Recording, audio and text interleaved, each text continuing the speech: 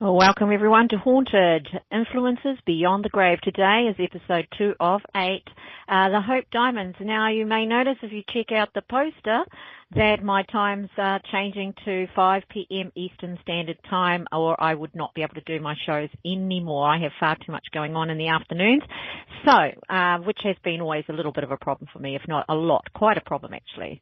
So here we are, Haunted Influences Beyond the Grave. Last week we talked about the Conjurer's Chest. If you missed that, go and have a look at that. It's got an interesting history. And the question is, can an item be haunted? Can it be cursed? Can it be influenced in such a way by those that have handled it in the past, or those that have wanted to have something to do with its influence going forward? Again, as I mentioned last week, I infuse energy into objects to help pass on healing energy, to give a continued feeling or sense of support when they're handled or when they're used in whatever way. Pillows for babies, clothing, anything that can be continually used or will be continually touched. Now, the point of that is that, animating an inanimate object is about giving it an energy, or using it essentially as a store for the energy you want to impart, that you want it to be able to, or the recipient to be able to receive from it. Now, because we can do this, and I know it works, and I know it can be done, there becomes the question of, then can it be done in a negative way, deliberately or accidentally? And that's what this Haunted series is exploring. You can make up your own minds. The stories around the items are true. The question becomes, or as true as they can be in the way that they're related, the question becomes, what actually is it? Is it a coincidence? Is it sort of a sign of the times? What really is going on here? We've got areas that people are really freaked out when you buy jewelry secondhand, when you buy items, or when you choose a house even. We understand that there is an energy character reference, or a base energy note, if you like, in that space and place, and it resonates with us or it doesn't. And then there are definitely properties where people really struggle, and then upon moving, their struggles seem to disappear. So there's a genuine question around this, that spaces and places we understand can hold energy, good or bad. So then it becomes a question of, can that be used in such a way that it causes the actual death of somebody, misfortune of somebody in the future, even after all of the players are long gone? And so today with the Hope Diamond, we've got a lot of anecdotal evidence. It's one of the most beautiful, spectacular gems in the entire world.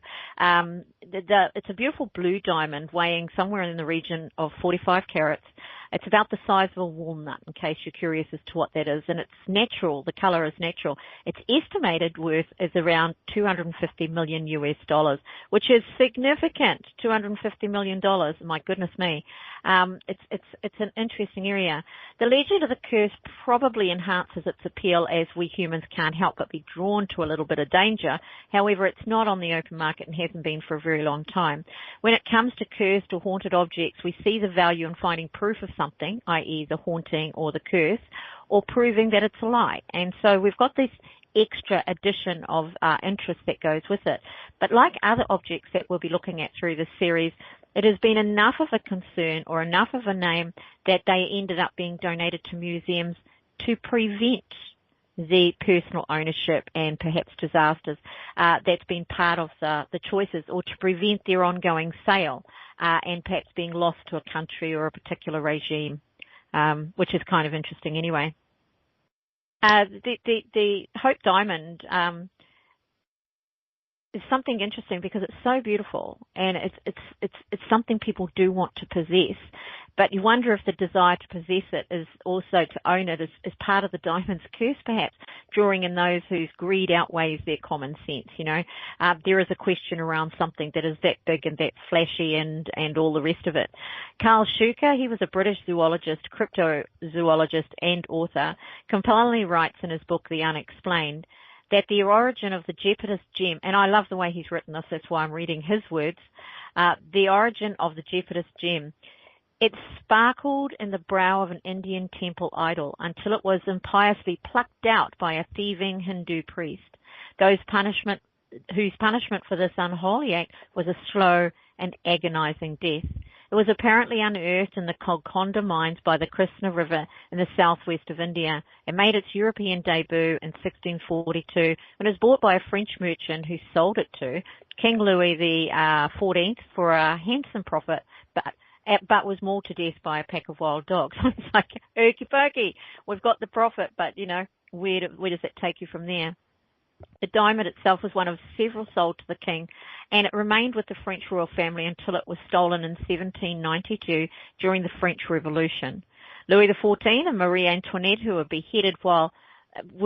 both beheaded. While the diamond cannot be blamed for the French Revolution, it did represent the decadence of royal society at the time.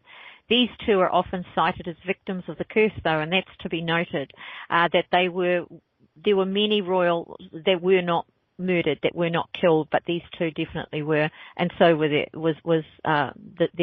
some of their children. It is to be noted at the time it was not known as the Hope Diamond either, which, let's face it, adds the allure of a curse, don't you think? It's the Hope Diamond with a curse, although that's a person's name, so not really a major big deal. Now, this is the Anaconda mine that we're looking at here, where it was found. And when you look at that, it's almost a ruin in itself. It's the most amazing, beautiful, fantastical looking space that you could imagine. You couldn't have wanted anything more. As the diamond eventually found its way to the museum, we now know it dates back to around 1668. And that means it was out of the ground and probably cut by then, lending some credence to how it came into the possession of the king. And let's face it, we do know that there has been worldwide looting through many, many centuries from other countries where people have stolen artifacts and sold them on, and it is rather handy in modern times that the origin can't be proved. So we'll expect to see fudging of that regardless of what is known properly and what isn't. As royal and Christian looting through the last few centuries can now attract an application for return, and in that, it's convenient, if nothing else, to have the origins of the stone as unclear as it is. The chances are, however, that there was paperwork regarding where the stone came from, and we also know that it's a fairly straightforward matter to find out exactly where a stone came from, country and mine, just by using geology techniques. They can actually tell you exactly where stones come from today. So with some heavy lawsuits currently in play internationally, and in particular filed against England and European. Sorry about that. I had a little bit of a drop off there for some reason. So once in the museums, it becomes very clear that it is in the interest of the current owners of any old artifact that has been removed technically and definitely illegally from a country, to have that country request its return at no cost to them. So the cost will all lie with those that have bought it. The losses will lie with the country that now holds it in their possession. Really an interesting area, and it can take years upon years upon years for the country that is applying to have their artifact returned to actually be able to even come close to having the documentation studied, the items studied, et cetera, et cetera. So it's pretty much independent research teams that are vying to find out what's what, where's where, which we also found if you saw the Keepers of the Light with the Dead Sea Scrolls and other artifacts like that, where it's really hard, and parts thereof that have disappeared and found their way into Europe and then into other countries. It becomes quite difficult for authentication. Having said that, it's not that it's impossible, it's that it's made difficult by the people that are holding that information. And as I said, it's in their own interest. Adding to the But there is study that has been done, sorry, I must admit, because it's in the Smithsonian Museum. The GIA graded it as a fancy deep greyish blue, which helps to distinguish it from the tone of a typical sapphire. Even more remarkable is its phosphorance. Hope Diamond emits an awe-inspiring red glow when exposed to a short-wave ultraviolet light. And I did try to find a picture of this, but I could not, unfortunately. And this effect continues for a short period of time, even after the source of light is no longer present. When I used to go to the Ngatea gem shop, they had a little room where they could put gems and rocks under different types of light, and you could see how it changed them. And anybody who's watched my crystal shows will know that there are stones that are known to have this quality. It's very rare in a diamond, so it's got a lot going on. And because this effect continues when the source of light is no longer present, it's telling you again, as I mentioned at the beginning, it's holding that energy for a short period of time. While some thought this was a sign that the stone's inherent curse, Exploring Life's Mysteries explained that it's an indication of the boron and nitrogen trapped in its structure. The gem has been classified as a type, it doesn't really matter then, but basically it's semiconductive. You don't need technical terms, I'm sure. So adding to the Hope Diamond's beauty is its cut, and its cut is phenomenal. That's Marie Antoinette and so on. It's cut. That shows you it's cut actually right there when King Louis had it, but it's been recut since then. And so this is the cut. It's just brilliant. Now this photo at the bottom left here is a replica that the Smithsonian sells. The top one is the gem, which you can see when it's being pointed to in this newspaper article and held in a different light. It's just a brilliantine cut. So the cut itself is of exquisite nature. That means it's done by a master of his craft. And of course, with a stone like this, you wouldn't really let anybody else play with it. The faceted girdle and extra facets on the pavilion, they're called an antique brilliant, and the stone's clarity rating is VS1. That means that its minor inclusions, and this is important also, are even difficult to detect when it's viewed under a microscope with a 10-power magnification. But back to the story. Basically, it means there's very little in the way of imperfections in it, and what is there is so nominal that it becomes one of these most precious, precious things. The diamond itself was missing for a few decades and was then recut into a smaller gem. There are unconfirmed reports that it belonged to Britain's King George IV, whose estate sold it to pay off his enormous debt. I don't necessarily think that in itself is unusual, but if you look here, you can actually see the big difference between the cut that it was described as for King Louis and the cut that it is today.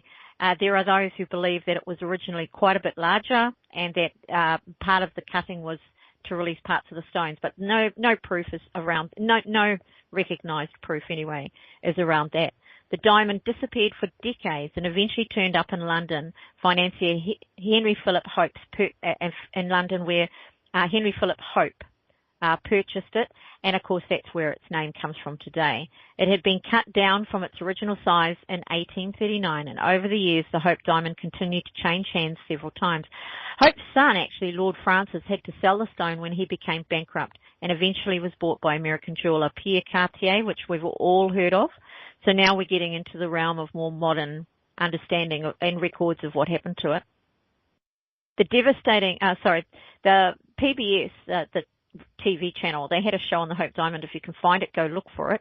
I saw it years ago. Pointed out that Louis XIV died from gangrene, in actual fact, not from the head shot.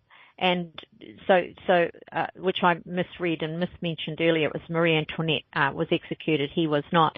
But dying of gangrene is a horrible disease, and he was still in possession of the stone. His mistress reportedly became undesirable to the king once she wore the diamond. Nicolas Fouquet, guardian of the French crown jewels, donned the stone for a special occasion, and later on was not only imprisoned but also put to death at Louis' command. Both Louis the 16th,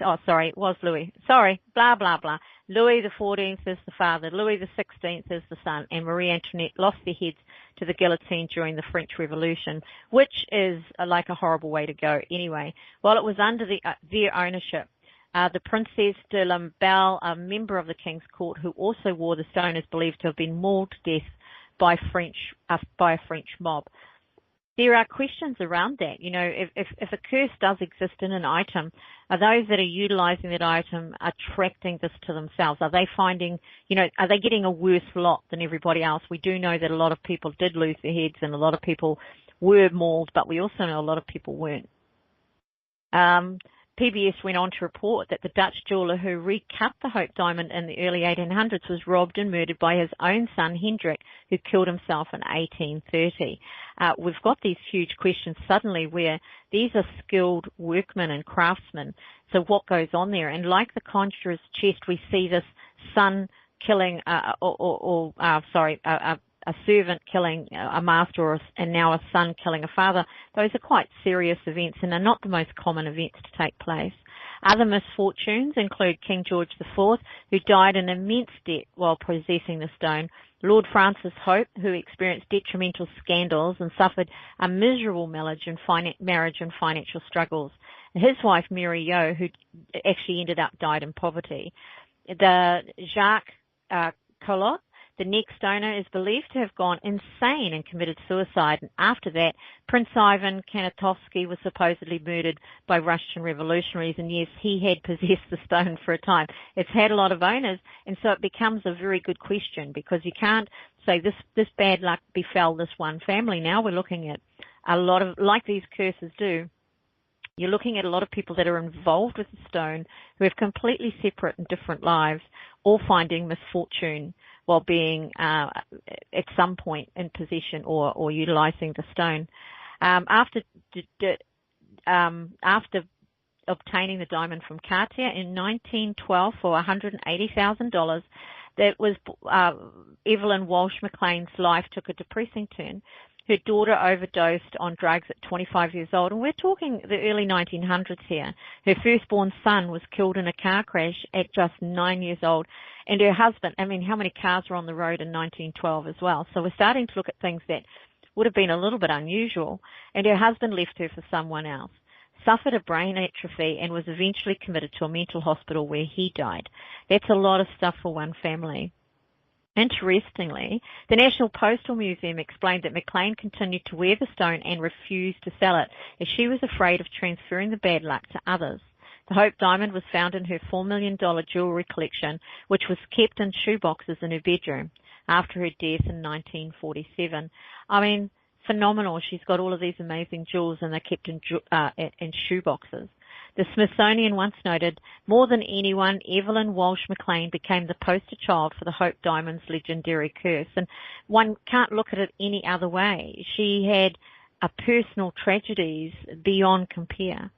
Additionally, certain accounts reveal that James Todd, the mailman who delivered the stone to the Smithsonian, got his leg crushed in a truck accident and later lost his home to a fire. In 1958, it was already owned by Winston, who was a top jeweler of the day. He decided to donate the stone to the Smithsonian Institute. So we're talking 60 years ago, really. Shockingly, Winston sent the valuable gem in a plain brown paper bag through the postal service via registered first-class mail. He believed this was the safest way to transport the marvelous stone, this huge valued item. A multitude of citizens wrote to the Smithsonian at the time, as well as to President Eisenhower, pleading for the museum not to accept the diamond for fear that it would then be a curse on the American people. It is entirely possible to attribute some more recent horrible events because remember, we're talking from 1958, post-1958, to attribute some of the horrible events and affirm the fears of the American people at the time that have in fact been realized. One could potentially suggest that it is the possession of the stone. If you can stretch your mind to that, it could have such a major, huge influence, because now that it's at the Smithsonian, it's not owned by a particular person, it's owned by the country. It's owned by every individual and every citizen of that country. And so does that dilute it, or does that actually enhance its or not enhance, but strengthen its influence? Does that create a bigger influence than it did? The Hope itself is set in a pendant now. I think this is Winston when he bought the Hope diamond and donated it to the Smithsonian. That's what it looks like now, and that's what it looks like on the pedestal, that you can go along to the Smithsonian Museum and have a look at it. Feel free to do that. They also have a few videos flying around showing you the diamond and it's all its sparkling glory. It's surrounded by 16 white pear-cut and cushion-cut diamonds, and that's what you're looking at around the outside, and you can see going up into the pendant, there's more diamonds. It's just like diamonds dripping from it. This hangs from a chain that contains 45 colorless diamonds. So it's a pretty powerful piece. It has now been on display in the Smithsonian for over 50 years, and for added security, the piece was placed on a rotating pedestal behind 3-inch thick bulletproof glass in 1997, according to Parade magazine. It even got its own individual display room due to the fact that it was such a significant draw for visitors. So that means a whole pile of people go in to see this, and I know part of that is because of the curse, not just the gem itself, wanting to sense something. We can't help ourselves. We're drawn to that, like we're drawn to haunted houses, like we're drawn to items that are quirky in nature or have a quirky history, even if the item itself isn't claimed to be cursed or haunted. If it's got a quirky history, for some reason we find it a more fascinating thing. You just have to look on eBay to see really quite grotesque things being sold, or minor parts from people that have been murdered and murderers' possessions, to see what high value, that basically no value items carry, their only value being that they've got this quirky history attached to them. And for whatever reason, people are drawn to that. They're drawn to it in such a deep and committed way that it's really difficult to understand what could possibly draw anybody to want to possess and indeed pay a whole lot of money for something that's pretty much intangible, or what the energy of it is, while it may be that the item itself doesn't carry that energy. What are we trying to seek when we want to possess something like that, when we want to own something like that? Is it actually the item we want, or is it more about looking or seeking out this weird energy? We've got a morbid fascination, I suppose, for this sort of thing. Smithsonian Magazine detailed that the Hope Diamond has only left the museum 4 times. In 1962, when it was shown at the Louvre, in 1965, when it was displayed at the Rand Easter Show in Johannesburg, believe it or not, and the Rand being, it's a diamond show. It's a big deal, and diamonds mainly coming out of Africa. And of course, in 1984, when Winston loaned the diamond for his company's 50th anniversary celebration, and of course 1996, when it was given back to Winston briefly for a minor reconditioning and cleaning. So it's been static. It's been held where it is for people to look at for a very long time. And if you have the ability to go and have a look at it, if you're in the area, drop by the Smithsonian and see what you can pick up from it, see what you can feel from it. Even looking at this image, even seeing it in situ, which is what it would look like if you were there. What sense do you get from it? Ask yourself if there are items in your own home, if you buy estate jewelry, if you've inherited items, are these items carrying information? And I believe items do carry information. Just what information is it? How can it affect you? What energy is it? Are you vulnerable to it in any way, shape or form? The people that have owned this diamond may or may not have been aware of the curse, because the curse that was placed on it wasn't placed on it at the beginning of time. It was something that attached itself to it based on the events of those people that have had something to do with it. It can't be ignored when you've got one item with so many challenging things going on around them. And when we look at King Tut's tomb later on in the series, we can have a look at some pretty awful things. But the idea of that isn't about gore and guts and horrible things. It's about understanding how much of their belief in a curse can actually create issues in itself. How much of a belief in negativity can your life be sort of taken down by?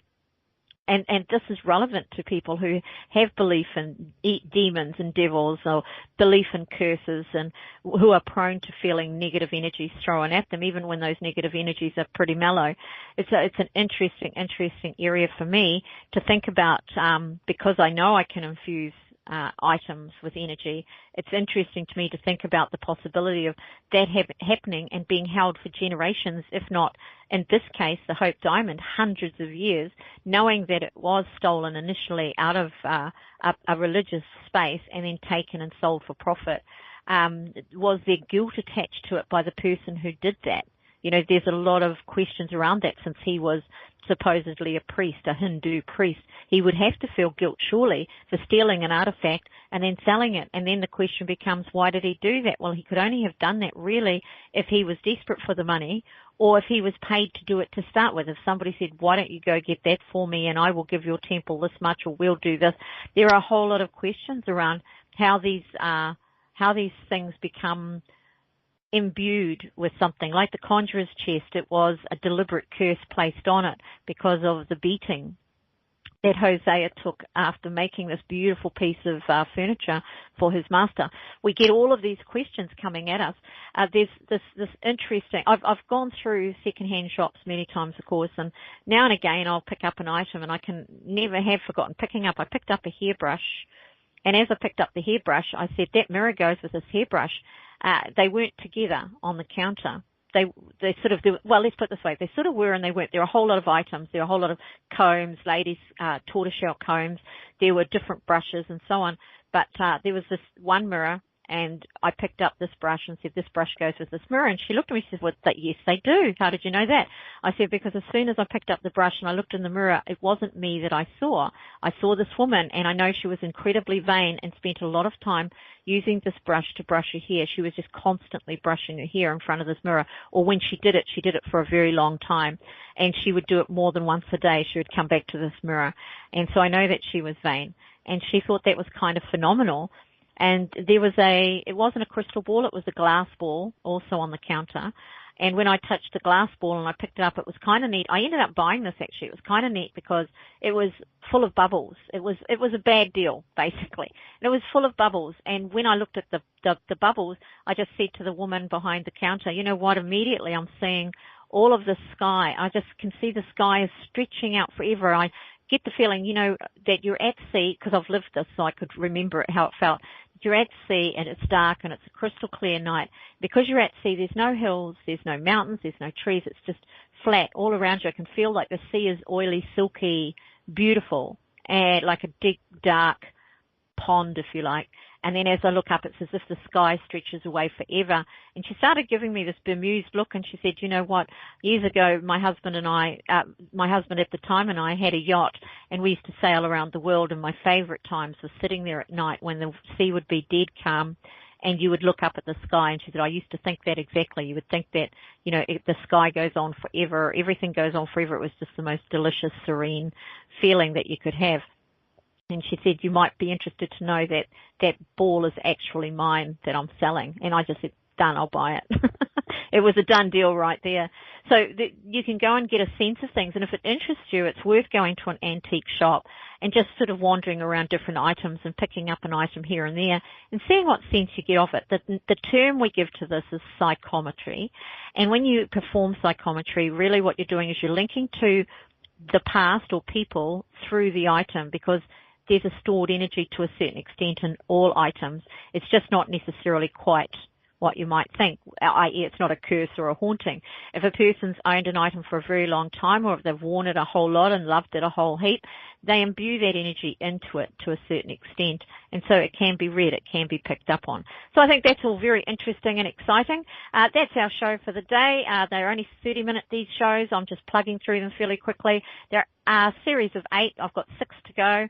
Next week we're doing Myrtle's Plantation. In there's a mirror that people go to this plantation for because it's known for its hauntings, and there's a mirror there that more people have photographed than probably any other single thing in haunted spaces and places.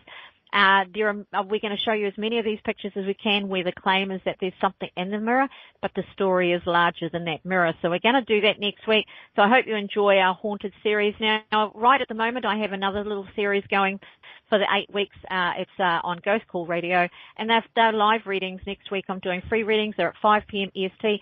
This show I ran a little bit later, but they will be running from next week at 5 p.m. Eastern Standard Time, 9 a.m. New Zealand, and whatever that is, 10 p.m. in the UK and Europe. And so we're going to be looking at doing these shows earlier so that I can get a better handle on running them regularly, as my afternoons have become way too busy to do shows. So ciao, everybody. Thank you very much for coming. And remember this week, don't be a part of your own problem. Ciao for now.